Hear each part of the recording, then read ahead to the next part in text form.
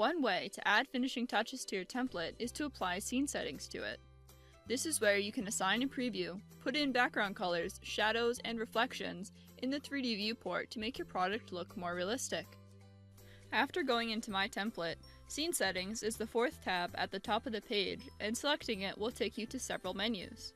To add a preview, select the Previews tab and pick it from the drop-down menu.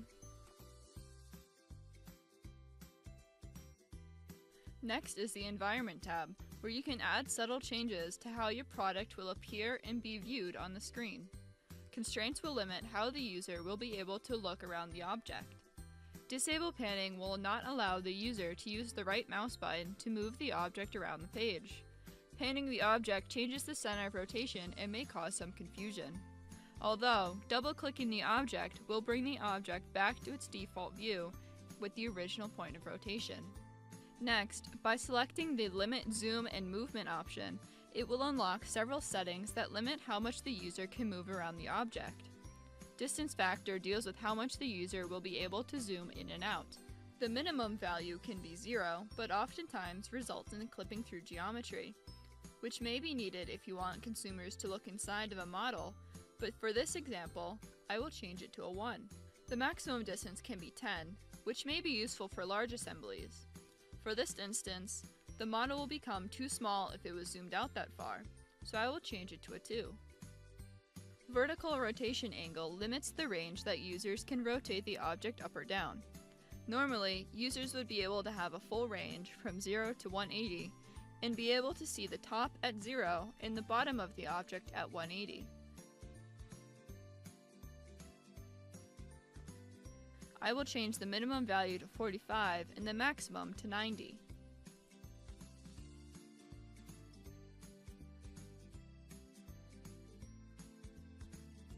Horizontal rotation works in a similar way, but has a range from -180 to +180, making a full circle. As a default, these are left blank to allow the object to rotate freely. If I change the minimum to a -90 and the maximum to a +90, you'll see how it only allows the user to see the front and sides of the model. While this can be useful, it is important to keep in mind that the object will still rotate all the way around if the 360-degree button is enabled. The next section deals with the background color of your viewport. As a default, it is set to black and with an alpha of 0. The alpha changes the transparency of the color, so 0 makes it completely transparent. This option can go in intervals of 0.05 and has a maximum value of 1. Adding a transparency to your window would allow you to partially see anything that may be behind a viewport on your website while still maintaining a slight background color. The next section allows you to add and edit shadows and reflections, which add another element of realism. Show Floor Shadows puts the shadow underneath your object, simulating a light above it. Show Body Shadows will cast shadows between components within the object, which comes from the same light source. Shadow Darkness has a range from 0 being non-existent to 10, which makes the shadow extremely dark. Shadow Map Size changes how blurry your shadow is. It is recommended that these are powers of 2, and the higher the number, the sharper the edges of the shadow.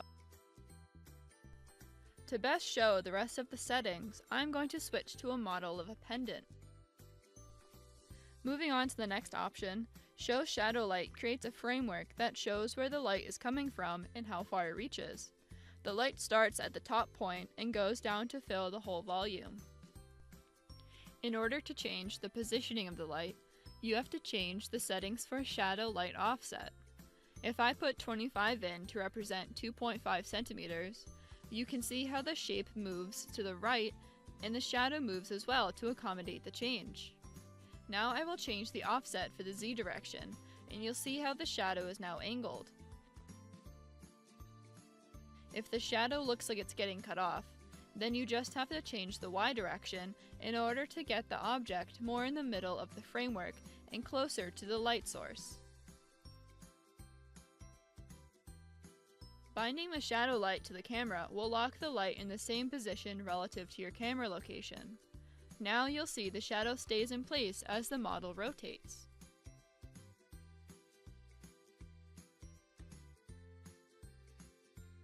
Next is the floor offset, and to show this, I will first change the shadow properties to make it more blurry. This option allows you to lower the floor and effectively makes the object look like it's floating.